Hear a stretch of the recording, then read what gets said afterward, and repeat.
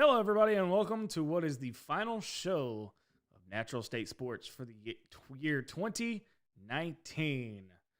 Oh, my goodness. It's coming in to an end. We got some big things happening for 2020. What's up, Will?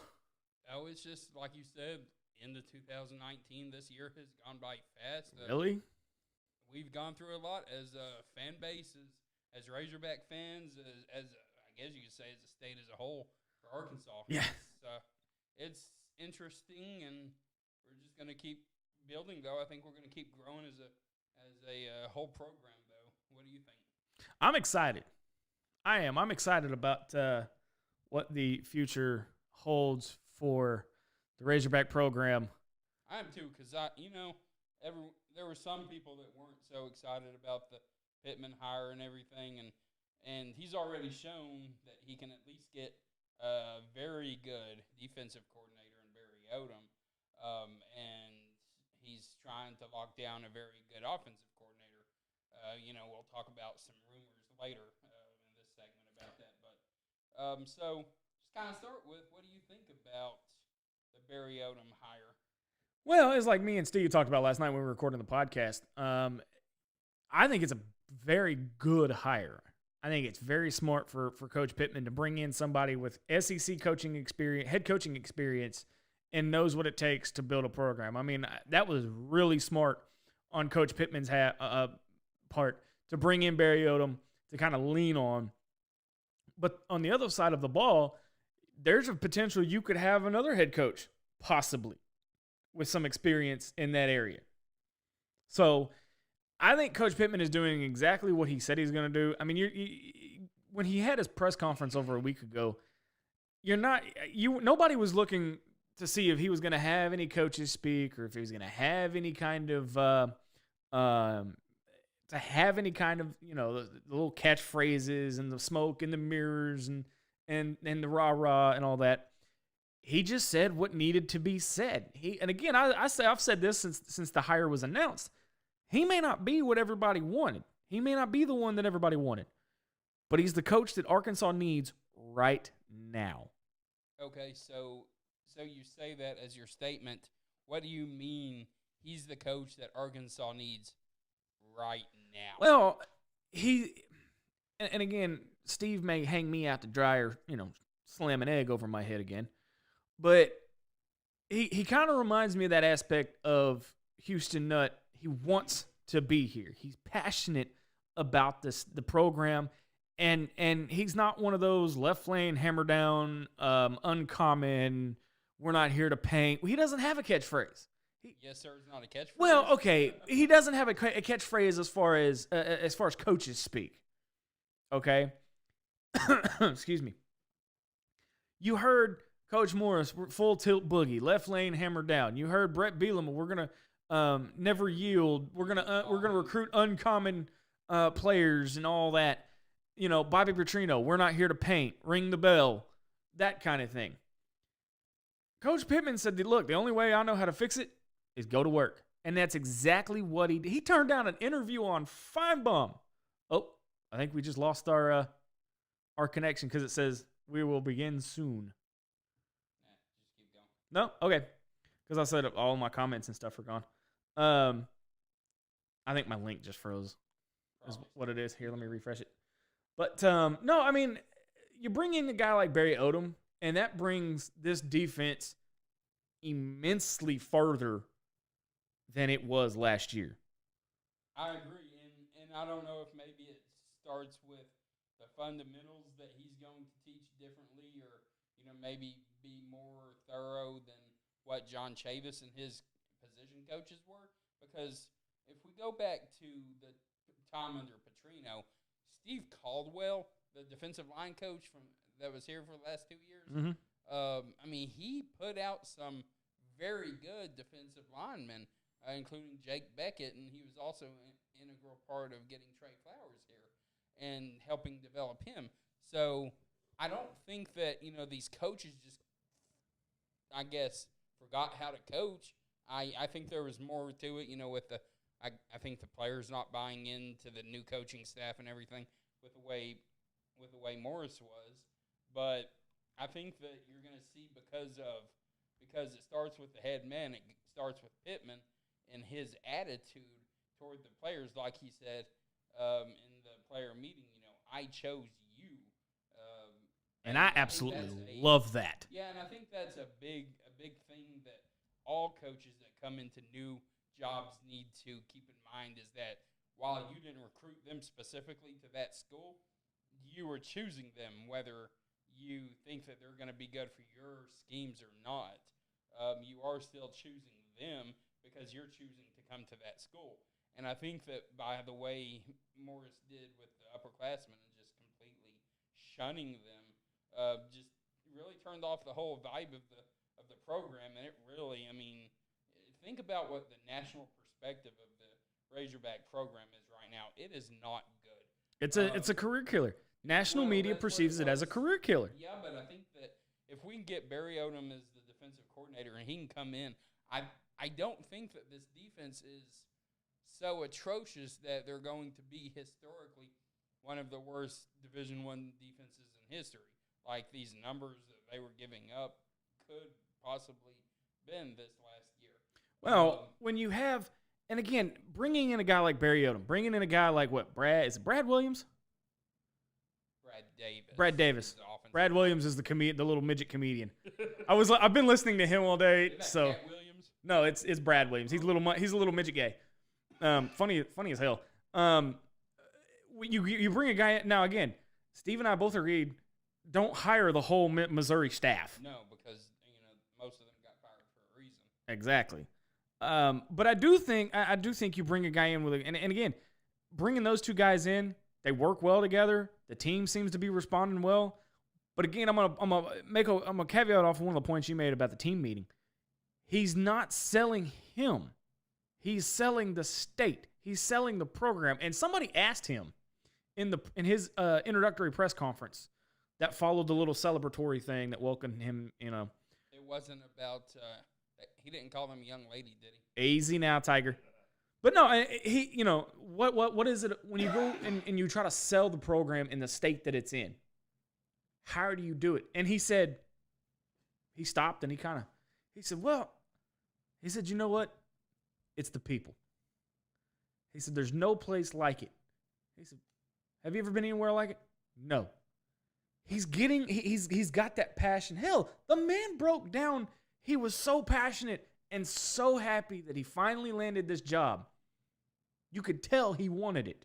Yeah, I do think that he is here because he wants the job and everything. And I'm not going to go as far as to say that Chad Morris did not want the job.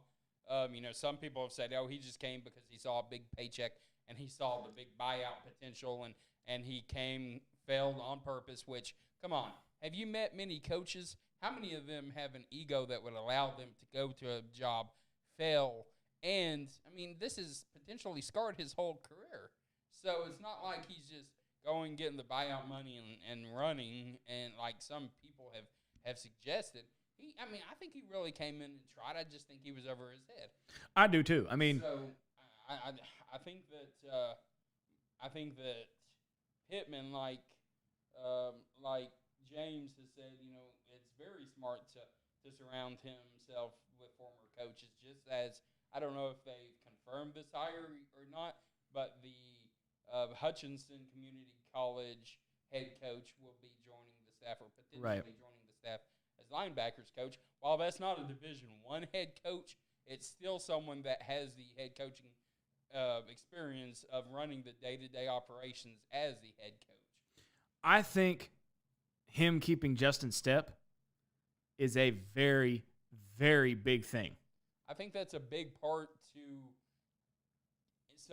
keeping some continuity with the current players. Right. We were, a lot of people were worried about guys like Trey Knox potentially, leaving and everything. I think us keeping Stepp helps there, but I also think Stepp, if you've ever met him or talked to him or watched any of his interviews, he truly loves Arkansas and he loves Fayetteville. He loves being up there. And I think that's another part, kind of goes back to Pittman. And you have that passion to be there. That means you're going to have the passion to to try your hardest to succeed. Well, and again, he's getting guys that want to be here. Now, I have a hard time believing Barry Odom actually wants to be here, but oh no, I believe 150% he does. You know, why? Because I think he wants to put it to Missouri, even though it's his alma mater. Mhm. I don't think he believed that he was rightfully terminated of this season either, especially with all the stuff that's gone on with the past with sanctions and everything. So I do believe he wants to be here because I think this is a position where he'd be able to coach against them every year and potentially kick their butts. And I think now you look at Coach O, okay? Look at the model that he's got. All right. He knows where his weaknesses are as a coach. So what do? You build guys around you that can fill in the gap, and that's exactly what Sam Pittman is doing. Yeah, so he was a defensive line coach, and he knows that he can excel as a defensive line coach, but he knows that on the offensive side of the ball, he's not familiar. I mean, he's familiar with it because of being a defensive coach, but he's not familiar with how to make it succeed. He's, always trying to stop it. Right. So I think that, his first year and a half or so, he was at LSU, and, they were doing good. They were still winning and everything, but they weren't this offensive juggernaut. But then he went and saw, down south in New Orleans, that offense of the Saints is crazy good, and it always has been. Well, Drew Brees set a record last night. Yeah, I think a couple. Yeah, I don't care about that, but not as a Saints fan. Oh, what's wrong, Will? Your little Patriots going to be a wild card? No, they're still going to win the division. Yeah, unlike your Cowboys. We're going to win the division with a 7-6 record. Maybe with a 500 record. But anyways, I digress. Going back to, he just knows how to hire fans. Well, I mean, hey. We would love it, right? He knows how to hire coaches around him like a Joe Brady. Even though he's not the offensive coordinator, he's the passing game coordinator, and it helps with the offensive strategy and everything. It's just, I think he knows I think Pittman will be the same way in getting coaches around him that's going to set up. So with Odom being here as bad, so our defense was pretty bad the last couple of years, right? I mean, 3 years now it's been because. Well, I mean, if you really want to think about it, it's gone back further than that. Yeah, but in 14 and 15, our defense was pretty good. I mean, you had of Trey Flowers, Darius Philon, Martrell Spate. There you go. Players like that. But I don't think we're lacking as many of those type players. I think we're lacking probably the scheming of that, and I think that Barry Odom comes in. Their passing defenses last year was top 15 in the country. I think they only averaged giving up like 150 yards passing a game. That's crazy. Think about the teams that they played, like Wyoming. Well, they're a rushing team, but yeah, I was gonna say Wyoming's a rushing team.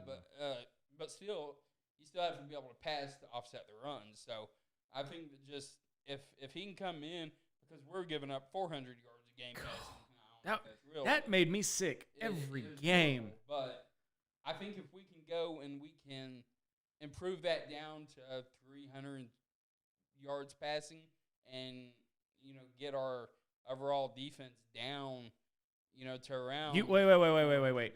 You'd be okay with giving up 300 yards passing? Well, I don't know what the stats were from this last year, but if it was 390 yards passing, that's a 25%. It is, but at the same time, I mean. So how long? So if you can expect a 20% improvement every year over every year statistically, how can you say that that's not improvement? And if you do that, so in 3 years you could have a top 15 type defense. Well, there is no timetable. Even Coach Pittman said that. Said, I'm not going to sit here and promise, it's going to be this year it's going to happen when it happens. But I do think that every player has bought in or will buy in eventually to what Coach Pittman is selling. Does not having an offensive coordinator right now hurt us a little bit? Yeah, especially in recruiting. In recruiting a little bit, I think, but not so much overall, just because, I mean, right, not so much with the current roster, because they know through a coach's through a rebuild, through a new coaching staff, changes are going to happen. Now, is he going to come in and completely change the system that we're currently running? No, I think he's going to actually perfect it. And you're actually going to see the RPO. You're actually going to see the defense that we've been promised. So I think that if you look, so Missouri's defense was pretty good this year. And it has been, it kind of fell off for a couple years there when Drew Lock was their quarterback, because when you have a great offense, the defense usually suffers a little. And it seems to always be like that, and whether it's college or NFL. But I think that you'll see an improvement in the defense, and I think you'll see an improvement in the offensive line. You've got some good young players like Stromberg and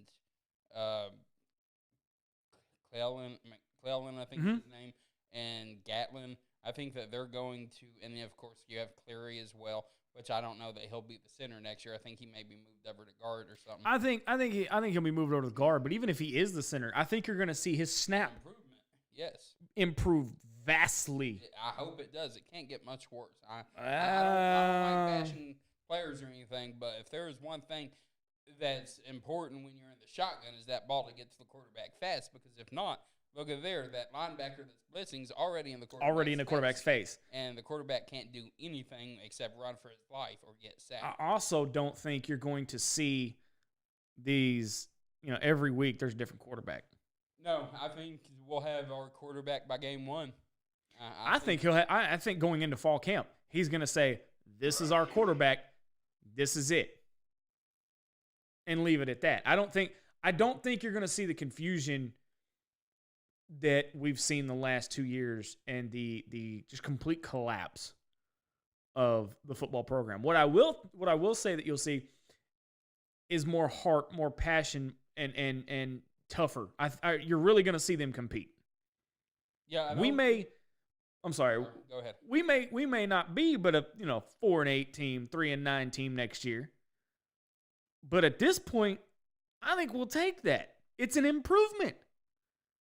It's an improvement because you get that first recruiting class under your belt. Now, granted, you and I and Steve and all of us are all on Twitter. Okay, we've all seen it. All the hate that Coach Pittman can't recruit this guy or this. The man's been on the job for a week. A week. Yeah, and just saying that, I want to implore Hog fans that are on Twitter, with tomorrow being early National Signing Day, do not say anything to one Jacoby Criswell about his signing with North Carolina. If you do, say congratulations and good luck, because it's not his fault the way this recruitment shaped up. I agree 100%. With Morris shunning him as the in-state quarterback that I think is probably better than than Chandler Morris. So I don't think we need to hear anyone, and I will go off on someone tomorrow on Twitter, and I'm sure Steve will, and I'm sure you may even too. You might even get the boo birds thrown at you by some idiots out there, but I will go off on someone if I see someone making negative comments toward Criswell tomorrow on Twitter or Facebook or anywhere, because it's not his fault the way this is worked out, because as everyone knows, he's a big Hog fan, and he wanted to be a Hog. The story is he tried committing the moment he got a scholarship offer from the U of A, and Morris said to hold off on it. So that could have been I'm not going to say that could have been. That was the dumbest thing I think Coach Morris could have ever done. Think about it. Think of the potential of having KJ Jefferson and Jacoby Criswell 1 and 2. No, I'm not taking anything away from Jack Lindsey or John Stephen Jones. But think about the dynamic of this offense if you have those guys 1 and 2. So talking about offense, hey, Justin, one of our content writers, Justin football, he just said, "Hey guys, let's pop that up on screen real quick. It's kind of cool how I can do that now. Hey, We got a guys. lot of stuff happening in 2020. I'm excited. Yeah, I guess. We're not giving any secrets away, but you're going to have to pay attention. And there was someone I saw that, Dan Ward watching from the Philippines. Woohoo! What time is it over there? If you're still watching, Dan, what time is it over there? I know it was a few minutes ago that you posted that comment. It's got to be, early morning, maybe? I'm not sure. So, Maybe he's just getting up. But. again, I like to recognize our top fans when they have their badge above their names. James Hawley, who's one of our top fans, he says, our quarterback situation was horrible, but I also think most of the issue was the line. All 10,000 quarterbacks we played had great potential, just not enough time. I agree to a point. That line was atrocious. I think that the lack of time in the pocket killed Starkle. Yeah. And not just physically, mentally. Well, I think it killed Hicks too. Well, I don't think There was other factors with Hicks though. Yeah, and But I not think get into that debate again with the lack of physical tools that Hicks had. But I think with Starkle, I think he had all of the physical traits. I just think that once he kept getting hit over and over again, something in his mind just would not went allow him into to protective get over mode. it. And I think that's really what made him start. So put this comment up here, and I want you to pin it to the hold on. top. Just a second. So stop. I think that's what made him start throwing balls, too quickly, and ended up, sailing on the throws and everything. Which Right. comment are you talking about? JM, he says, I'm going to go out on a limb and say that by the end of February 5th, which I think is National Signing Day, Yeah, I think so. this recruiting class will be top 25 when it's said and done. I want to hold him to that.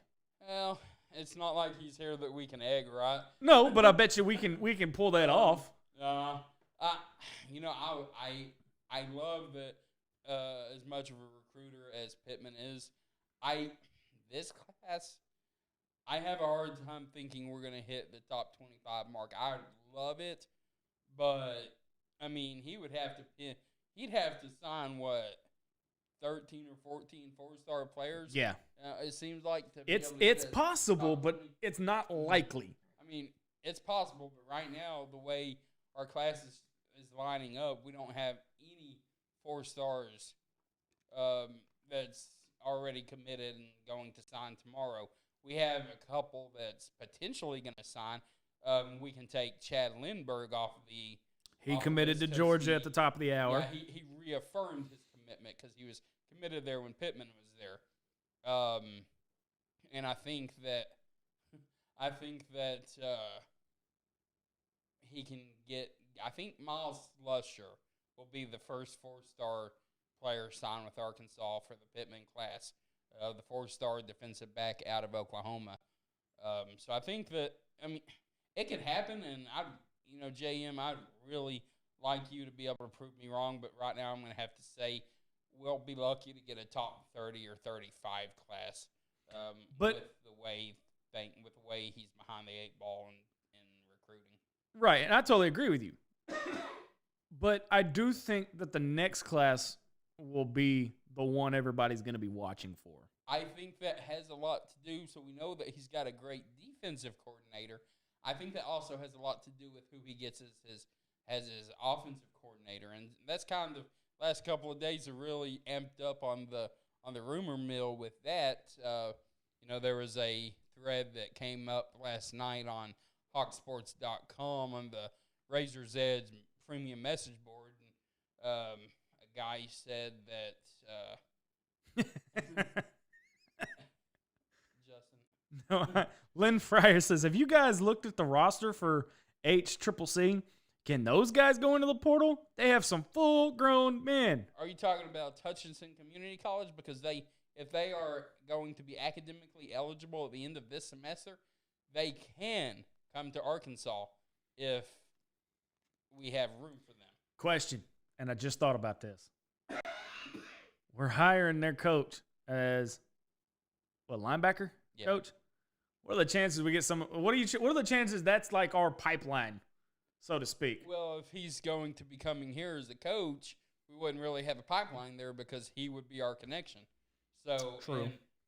So I don't know. I don't know how that is and everything, but so looking at offensive coordinators, the rumor was that was swirling big time last night was Kendall Briles was at Doe's Steakhouse with Sam Pittman.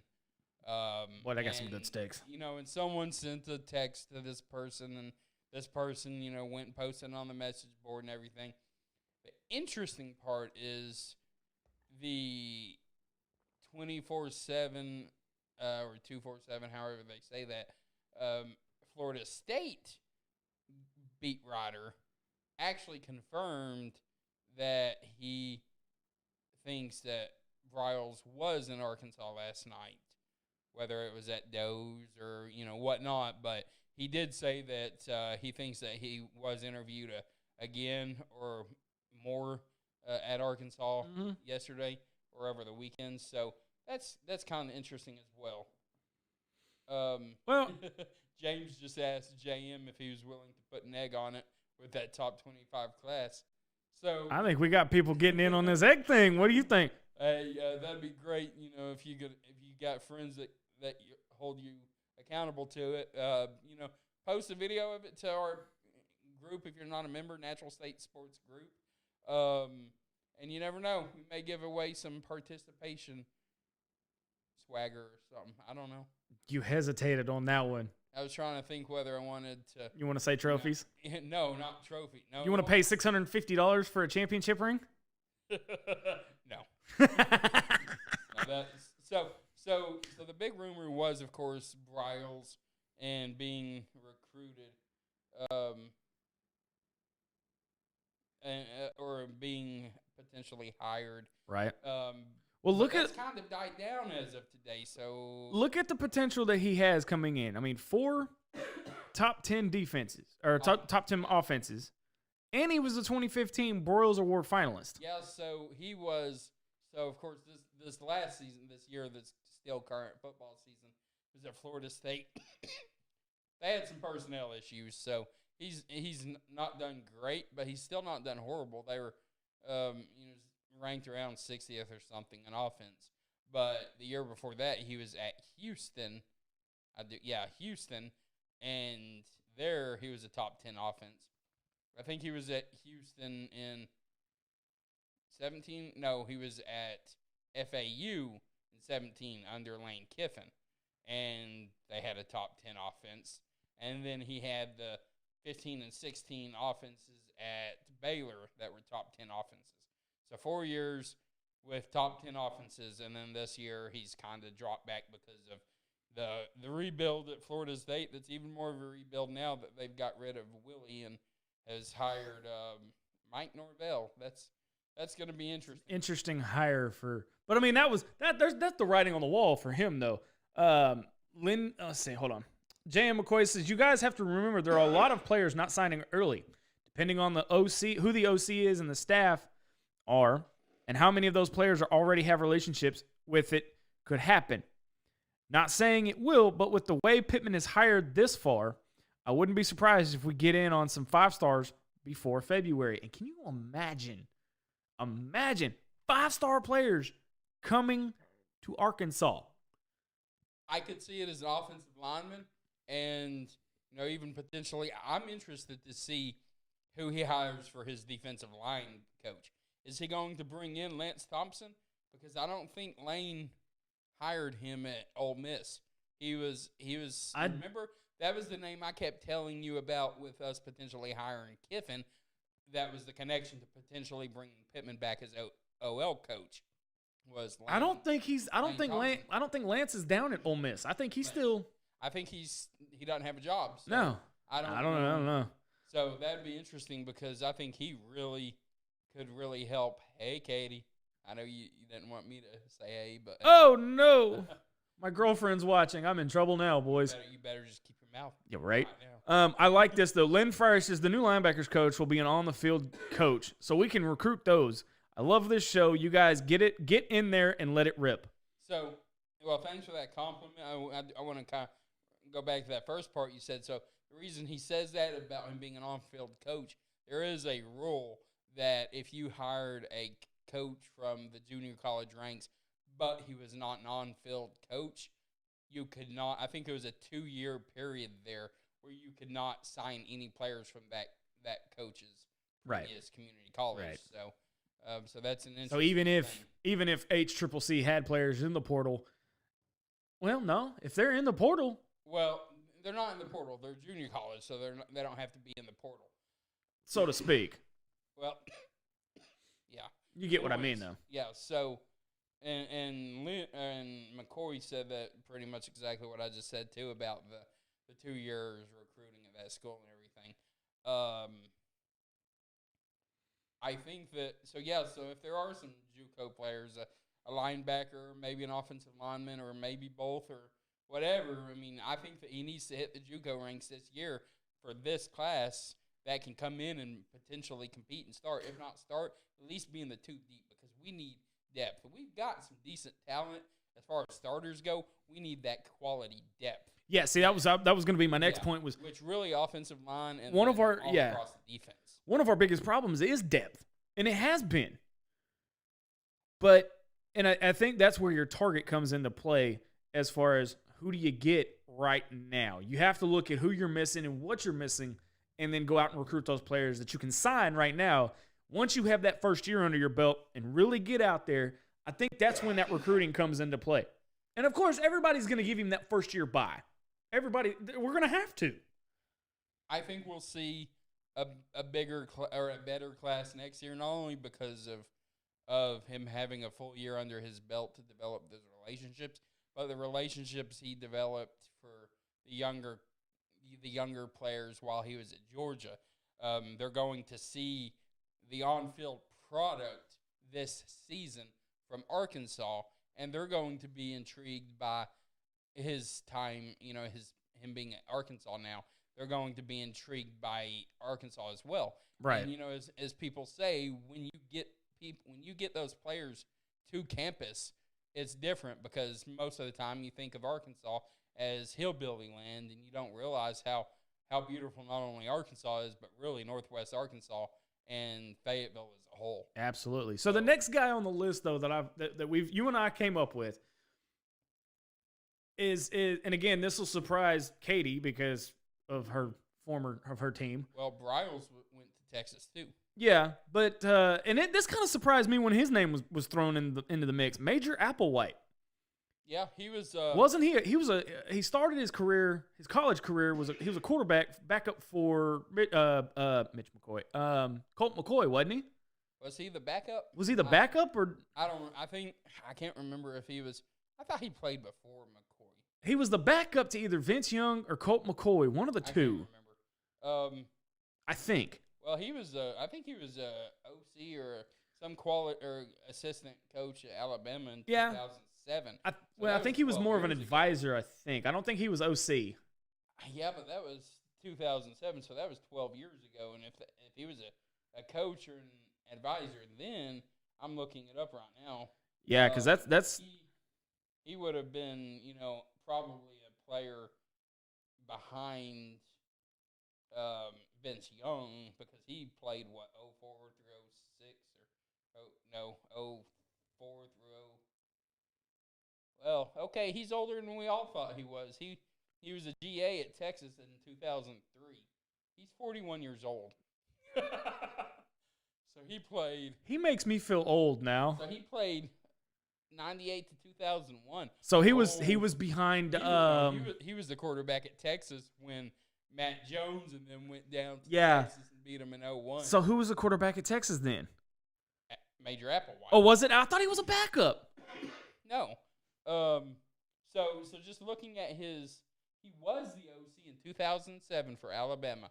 Okay. That was Saban's first year. All right. Yeah, McCoy's like, come on, y'all. He was way before McCoy and Young. Yeah, we see that now. Something like when Matt Jones was quarterback here, and I guess even Sterner, right? 98. But anyway, so he was the OC at Alabama in 2007. That would Now, I got to look this up because it's going to bug me. And what?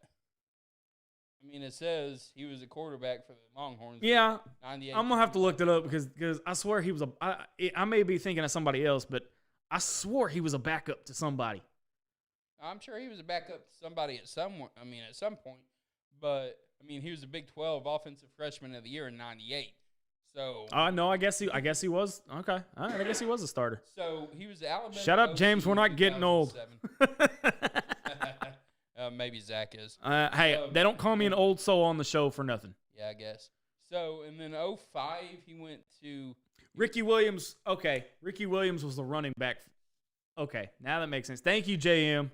How are you getting a quarterback and running back mixed up, man? No, now it makes it. He was the starter. Okay, now it makes sense. So, so he was at OC at Bama in 07. Then he went to Texas and coached there from 08 through 2013. I guess he probably got fired whenever Mac Brown got fired or was possibly, fired, or however that went out. And he was out of coaching until 2015 when he became the OC/quarterback coach. And then Arkansas's current athletic director, Hunter Yurachek, hired him as head coach at Houston in 2016, and he was there for 2 years. Okay, so there's the connection with Hunter Yurachek. Yeah, I mean, not that matters. I was gonna say not that it means anything. Yeah, but I think that he could come in. The offense is going to be there.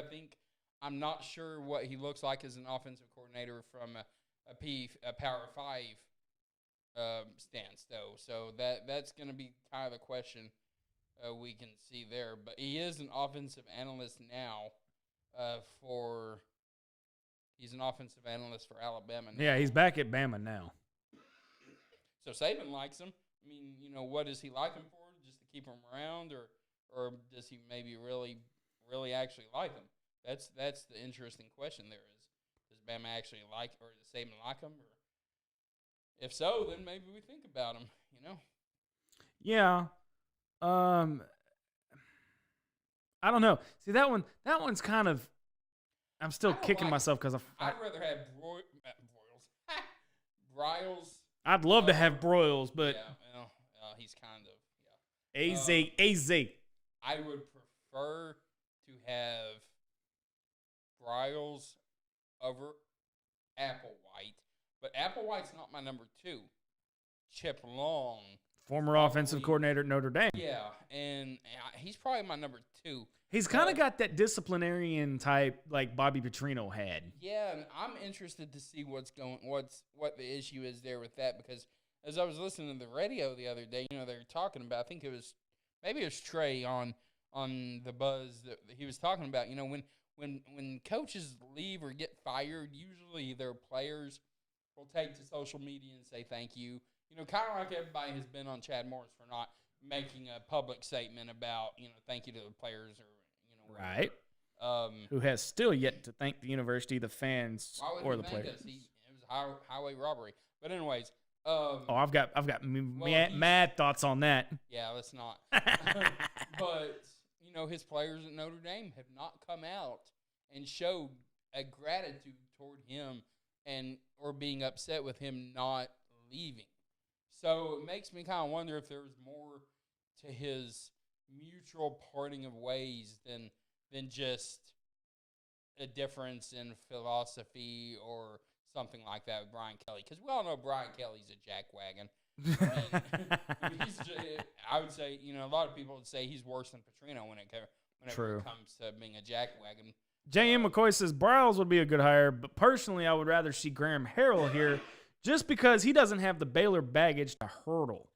Well, that's an interesting name too. Unfortunately, Harrell just signed a massive contract with Southern Cal to stay on as their offensive coordinator. And I'm pretty sure the way they're trying to work that out is he's probably going to take over the program when they decide to get rid of Clay Helton next year. And so I wouldn't be surprised if that's what they're trying to maybe groom him into that position. All right, I think we've talked enough football. No, Ready? what? Ready to jump into the recruits next segment? Not enough football. What? What recruiting are we going to talk about that's not football? Well. Yeah. When we come back, we're going to jump into the signees that are probably going to sign tomorrow. So hang with us. Natural State Sports coming back in just a minute. We, the people. Stand tall, equal, and free. In pursuit of happiness. And premium American spring water. Mineral-rich, revitalizing goodness. With a naturally detoxifying high alkalinity. And 7.8 pH. Bottled in glass. To oxygenate our brave, proud cells. The healer and hydrator of. We. The people. The Mountain Valley Spring Water. Back to the source. Okay, so just, that's a quick commercial break, but just had to pay the bills. Yeah, as the fans of the Hogs, y'all give me a couple names that they've talked about that maybe he's not committed to Arkansas right now, but we're looking to potentially bring in because of Pittman being hired. Can I name one? No, I better not. I better not. Nope, I'm not going to. I'm gonna play nice. Okay. I don't know where that was going at all. It's kind of scary.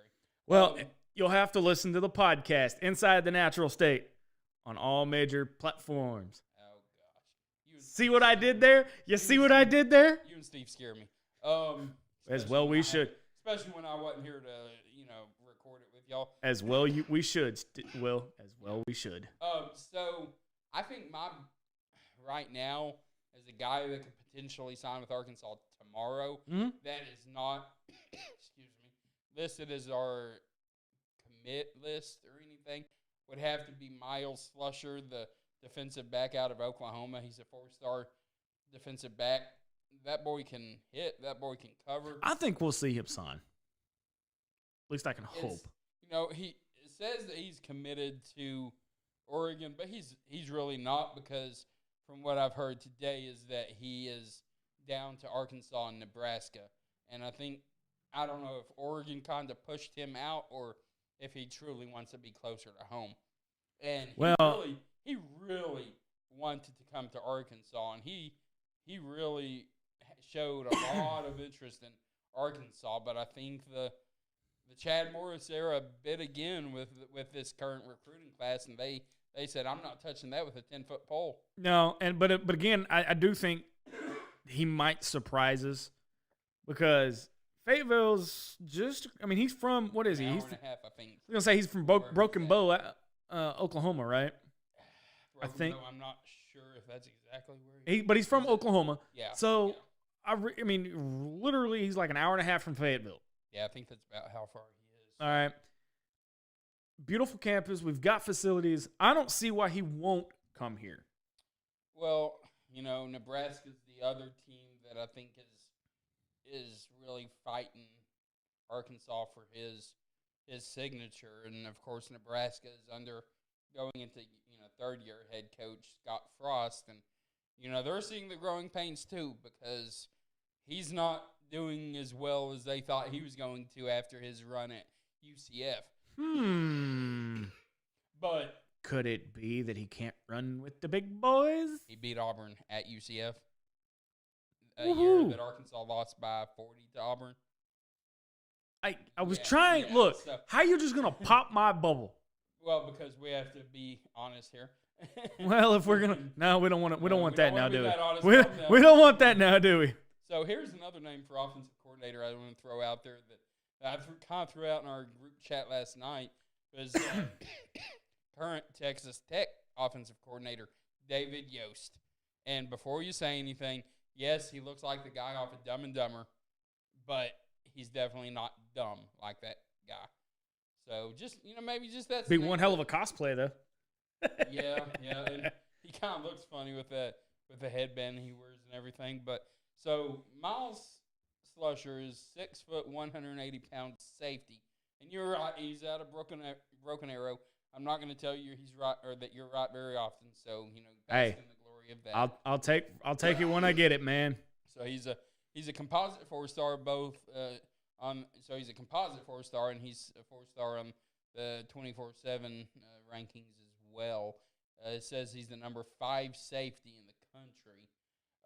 He was originally committed to Oregon, and I really think that it's going to be down to Arkansas and Nebraska, and I'm hoping that Arkansas wins out here because they are closer. Another player that McCoy is saying is McLaughlin. Mm-hmm. I don't remember his first name, but yeah, I think we're in good shape with him as well. It would be interesting to see how many. He's another defensive back, so man, he's 6'1.5", 180, a composite 4-star as well, cornerback in Spring, Texas. That'd be another interesting. If we could get both of those guys, that'd help as well.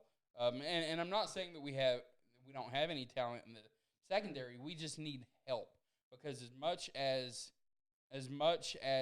the teams pass these days, we really need to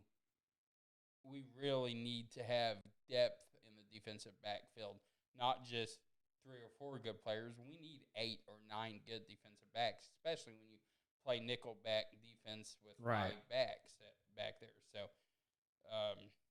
let's see. Going through the comments here, Lynn Fryer could be Gundy at OU too. Yeah, and he's an OU alumni. Would he leave OU? And my question with him is I don't think he's ever called plays as an OC. He's the co-OC there. I think that Lincoln Riley still calls plays. So what are their coordinators doing? I guess coming up with statistical game plan. Well, no, I think it's game planning more for them. But I'd be worried about him just because of the lack of play calling, and especially here now you're going to go in the SEC. And they also asked about the Colorado guy who is Jay Johnson, and no, please not Jay Johnson. His offenses have been horrible, like ranked in the 90s and 100s almost every year he's been an OC. So no, thank you. That's worse than maybe as bad as what Arkansas's offense was this year. And no, I think our offense is worse. It wouldn't have been much worse. So I'm scrolling through hogsports.com, and they've got the list of all-time recruits or all-time commits, and I just want to throw some names out there. Okay, Mitch Mustain at number 1. Can you imagine where he would be among, I guess you could say, the Mount Rushmore of what? Overrated. Okay, all right. Number two, Ahmad Carroll. Batman Carroll. Number 3, can you guess him? Darren McFadden. Nope, Darius Winston. Oh, ouch. Number 4, McTelvin Agim. Oh, ouch. Number 5, Darren McFadden. So based on the rankings, McFadden was the number 5 best player Arkansas has had in the current star period. Ouch. 6, Darius Howard, class of 01. Yeah, okay. 7 is Alex Collins. Okay. 8, Lawrence Richardson. 9, Sean Andrews. And 10, Jeb Huckabee. Huckabee. Yeah.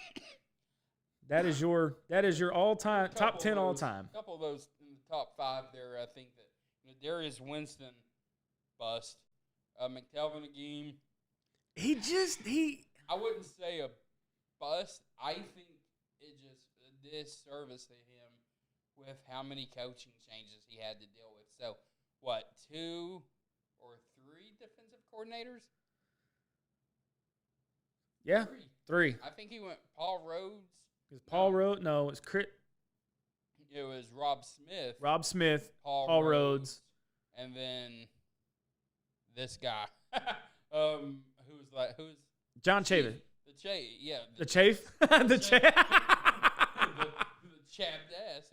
But anyways, so I think that, man, with McTelvin Agim, I think it really is hard to say he was a bust, even though I kind of want to say that. I don't, because it makes you wonder what he would have done with 4 years with the same defensive coordinator and the same line coach. Tommy Holt is telling you to turn up your volume. Is this better? Well, I don't know. I don't know either. I tend to get away from the mic a little bit sometimes. Yeah. So I got a couple people wanting to know the rest of them. This is the top 25 here. So 11 through 20 is Chris Baker at number 11, Bo Mosley at 12, Damian Williams at 13, Bray Cook 14, Bijan Jackson at 15, Hunter Henry at 16. That's kind of surprising. Jason Peters at 17, Brian Wallace at 18, DeAnthony Curtis at 19, and coming in at number 20, wide receiver, 6'3", 225, Treylon Burks. And then to round out the top 25, you've got Devwall Whaley at 21, Marcus Monk at 22, Hudson Henry at 23, Tony Hugo at 24, and then Tyler Wilson coming in at 25. That's an interesting list. I do think that there are some great playmakers on there, and I think that at number 20, Treylon Burks. I think he by the time he's done at Arkansas in 2 years, and he heads off to the NFL after his junior year, I think that he's really going to, if we get someone like Briles, man, and you put him, if you go watch, I'll just tell everybody, if you are interested in learning about Briles' offensive system, there's a video on YouTube that talks about Briles' system and the way he does it. It's not as much about having 4 and 5 wide receivers out as it is the placement of the 2 or 3 receivers he has that causes the defense to space themselves out in a way that you may have two wide receivers on the short side of the field and 1 wide receiver at the large side of the field, and that one wide receiver is going to be the receiver he throws to every time on a quick slant, because the way the defenders are set up, there's just going to be 1 cornerback on that guy, and the safety's going to be over here helping the 2 receivers and tight end on the short end of the field. So, and it's going to be like a 15, 20-yard pop every time. So I think that, it has as much to do with spacing as it does how many receivers you have and where they're at on the field and everything. Well, you're bringing in this new staff and all these new coordinators and position coaches and everything. You're going to see a different dynamic, and it's going to be fantastic. Now, again, I want to warn fans, it's not going to be a 1-year turnaround. Patience is the key. Now is the time that we can sit back and wait and go, all right, everything's going to be fine. Arkansas is in really, really good hands. Let's see how the staff totally turns out before we go into the really good hands part. Pittman is a fantastic offensive line coach. That's kind of what I was. He understands that it has to be built from the inside out. You start at that center, you work to the guards, and you go to the defensive line, and you build from the tackles out to the ends, and then to the linebackers, and then to the corners and the safeties. And the same thing with offensive line from center to tackles, tight ends, running backs, quarterback, receivers, and you go from there. So I think that we've already been at this for an hour almost, 56 minutes. So about 50, 53, 54 minutes talking straight football. But it's flown by. So are you going to the game on Saturday? No, I've got to get on the road to Texas. We're going to see my brother-in-law and his young son and their newborn daughter. So we will. So check it out. There's a couple of things going on in North Little Rock. At 1 o'clock, I think it's 1 o'clock. 1 o'clock. 1 o'clock. The women are playing for the first time in Simmons Bank Arena for what? The first time in what? I don't know. For the first time in years. But they're playing UALR for the first time in 40 years. Okay? Second, the guys are coming back to Simmons Bank Arena. It's Eric Musselman's first time down here in Little Rock. if you have not gotten tickets, if they're still available, I think there's only a handful left. Pack it out. I know. Everybody's like, well, Simmons Bank Arena, Verizon Arena, Altel, whatever the heck you want to call it. It's not all that great. It's not all conducive. I mean, it gets kind of cramped. But you want to make them proud. You want to make it loud. And I'll say this, and I'll be in Texas by the time the men's game comes on. And, of course, there's not going to be any TV for it. I may be able to listen to Chuck on the radio. I don't know if I'll be able to. Download the Arkansas Game Day app. Well, I'm going to try, but we're doing our Christmas with the family that night, so I may be having my earbuds in. TuneIn app. Well, I was thinking Twitter. If you have Twitter, last year, Pinto, if you know who that is on Twitter, is an Arkansas fan. Go check him out. Follow him on Twitter because last year he streamed most of the game on Twitter on Periscope. So check him out. He calls his live streaming ES Pinto. So Pinto's good dude. Yeah, I've never met him, but he sure seems all to right. have some of an insight. Final note. What's up? You got something? I just want to say be safe out there, y'all. It's the holidays. Love your family. Enjoy your time with them, even if you don't get along with them most of the time throughout the year. Get along with them for a couple of minutes. Say, hey, I love you. Merry Christmas. Yep. And everything, just because life happens quickly, and you never know when that may be the last time you're able to share Christmas with that family member. So it's something I always cherish, even though if I don't get along with those family members throughout the year, I always make sure and let them know I love them and stuff. So absolutely. I know you want to end the show with something that I always do, buddy. I always do. So y'all know how I like my final thought. So here's my final thought for the year of 2019. Oh boy, easy. You know how I like to get sentimental with my fans here. I like to level with them a little bit. So they hang with me. With you. No, well, some of them like to put me in my place. Kelly. JM. Oh. I love Kelly. But guys, check it out. It's the holiday season. All right. And I'm going to piggyback off of what Will said. Love your family. Be safe out there. All right. Where if you're traveling, be safe. If you're staying home, make sure your family members get there safely. But it's the time of year that everybody has to come together. All right. Yes, even Steve. Damn. I'll pass along the message. All of us here at Natural State Sports want to thank each and every one of you. All the way from myself, Katie, Will, Steve, Justin, Ben. Who am I forgetting? Caleb. Oh, my God. Speak for me. I'm not going to speak for you. But we, from the bottom of our hearts, thank you for making Natural State Sports what it is. It would not be where it is and what it is today without you guys. We've got some great things happening in 2020.